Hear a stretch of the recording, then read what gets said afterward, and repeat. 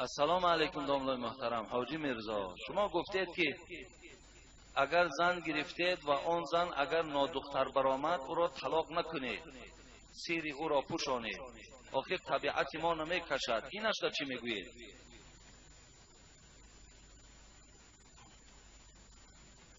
ما چند بار برادرها از ما سوال کردند. در اصل 2000 و 3000 دلار میتیم، شب و روز سرگردانیم به خاطر گرفتن زن. وقتی میاریم بیوه میبراید. مثلا در مردم ما نادختر میگویند یا میگن بکارتش زائل شده است.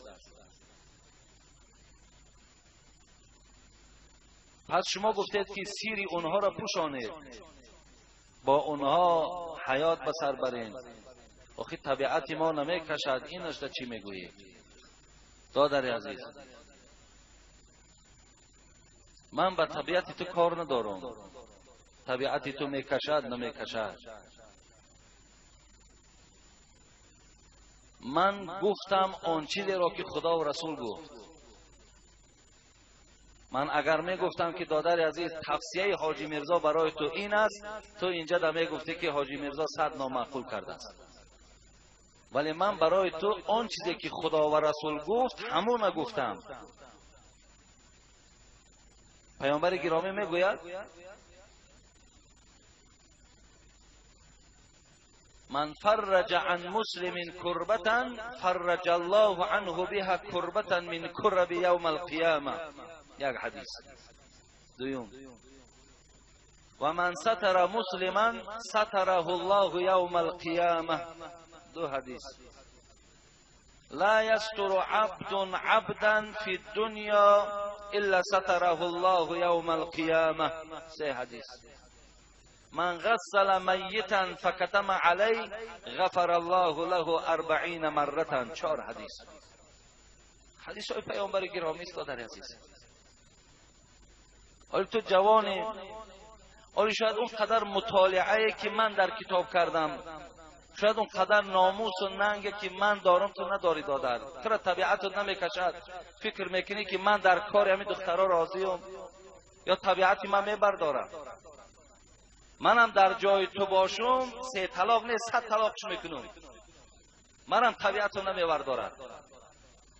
ولی گفته ایستادم که خدا و رسول گفت طبیعت ما جاش دیگر است، آن چیزی که خدا و رسول میگوید جایش دیگر است.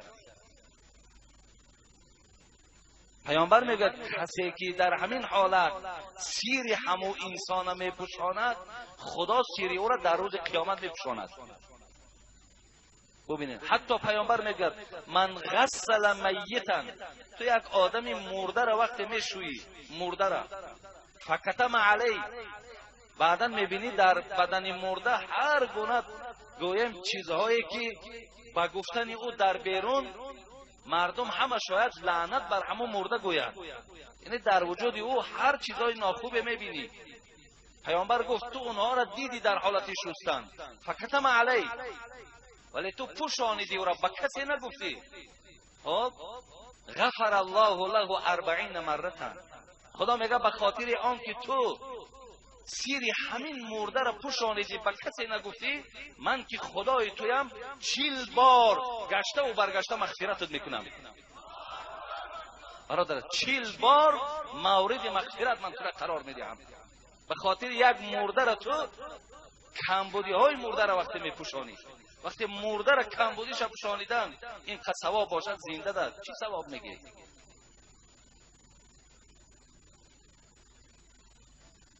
برای من برادر عزیز طبیعت تو خیره شود، طبیعت ما خدا داناست چه حالت پیدا میکنه. تا اگر همون زن در جایگاه خوابت اگر نادختری یافتند طبیعت ویران شود، ببین او زنی تو بود، اون به من نه خواهر بود، تو نه به من دادری، فقط برادر مؤمنی و خواهر مسلمان است. من از اینجا دیده طبیعتم خیره می شود، ویران می شود. من در کوچه دیدگی خواهرها و مادرای را که در حالتهای به خدای قرار دارند، اوندم طبیعت من خیره می شود.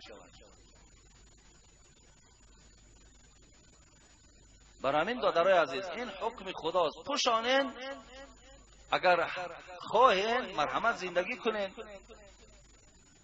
وعده هست که خدا سیرتا می پوشانه. ولی اگر گویی نه من مثال طبیعتم نمی کشد، من با همین آدم مقصد ندارم دیگر، محبت نمی شود، کاری تو طلاقش که رفتن گیره. السلام علیکم داملای محترم. حاجی مرزا، شما گفتید که اگر زن گرفتید و آن زن اگر